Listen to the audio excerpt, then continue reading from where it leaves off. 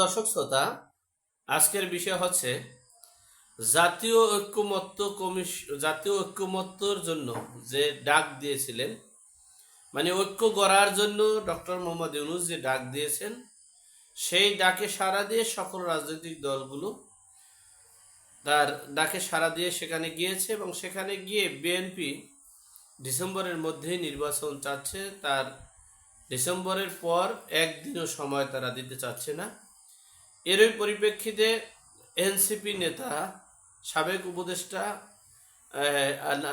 নাহিদ ইসলাম, তিনি তার তাৎক্ষণিকভাবে ক্রিয়া প্রতিক্রিয়া করায় সেখানে বাক বিতণ্ড হচ্ছে। এটা নিয়ে দেশে একটা তোলপাড় সৃষ্টি হয়েছে এবং ডক্টর মোহাম্মদ ইউনূস বুঝতে পেরেছে যে একটা কিছু ঘটতে পারে।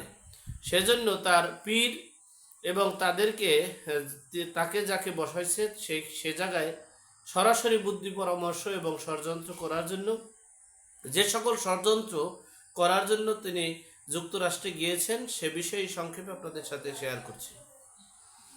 দেখেন, বিএনপি সবসময় তাদের শুরুটা অনেক ভালো, এটা অস্বীকার করার কিছু নেই।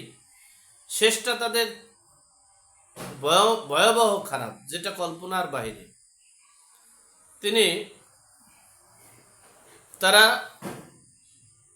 ঈদের পর আন্দোলন, কোরবানির পর আন্দোলন, পরীক্ষার পর আন্দোলনের ডাক সফলভাবে দেয়, কিন্তু শেষটা দিয়ে সফলভাবে করতে পারে না। 10 মাস পরে তাদের একটা চিন্তা চেতনা হয়ে গেছে অলরেডি। তারা বুঝতে পারতেছে যে 1-11 করবে।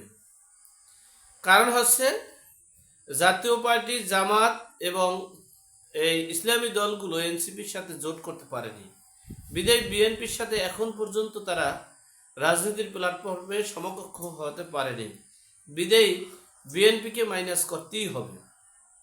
সেটা তারা এখন বুঝতে পেরেছে 10 মাস পরে বুঝতে পারার পর তারা এখন আর ডিসেম্বরের পর আর নির্বাচন দেওয়ার সুযোগ হচ্ছে না।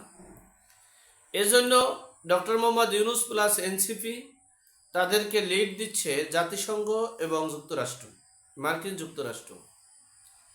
আপনারা দেখেন, যেদিন আজকে এই জাতিসংঘে তিনি যুক্তরাষ্ট্রে সফর করেছেন, ঠিক তখনই এই জাতিসংঘের প্রতিনিধি, এই যে আমাদের সেই ভদ্র মহিলা,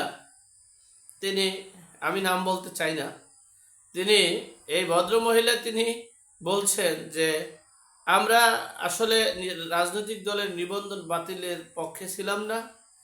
বাংলাদেশের হয়তোবা মানে অপরাধের বা একটা নির্দিষ্ট যে অপরাধগুলো করেছে সেই অপরাধগুলোর বিচার কার্যক্রম করার জন্য হয়তোবা সরকারের ইখতিয়ার, তারা তাদের ইখতিয়ার মতে আওয়ামী লীগকে নিষিদ্ধ করেছে।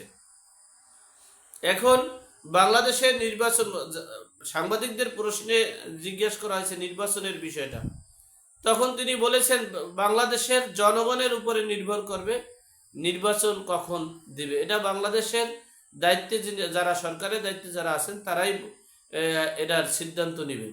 অর্থাৎ জাতিসংঘ প্লাস মার্কিন যুক্তরাষ্ট্র তাদের এখন আর নির্বাচনের দরকার নেই। কারণ হচ্ছে তাদের প্রতিনিধিত্ব হচ্ছে বর্তমান অন্তর্বর্তীকালীন সরকার এবং কিংস পার্টি।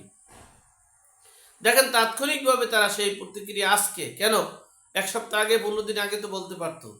আবার আজকে এই জাতীয় ঐক্য গড়ে তোলার জন্য যে ডাক দিয়েছে, সেখানে ঐক্য তো হয়নি, বরঞ্চ হিতে বিপরীত হয়েছে। এবং সেটাকে ওভারকাম করার জন্য তার যে অনেক ক্ষমতা আছে, সেই ক্ষমতাকে মানে কিভাবে প্রয়োগ করবে সেজন্য তাদের পীরের কাছে গিয়েছে। সাব পীর, মানে সহযোগী পীর, তারা একটা পরামর্শ বুদ্ধি দিবে এবং সেখান থেকে সেই কৌশল বুদ্ধি পরামর্শ নিয়ে এসে দেশে একটা নৈরাজ্য সৃষ্টি করবে। কে তুমি অন গেছ?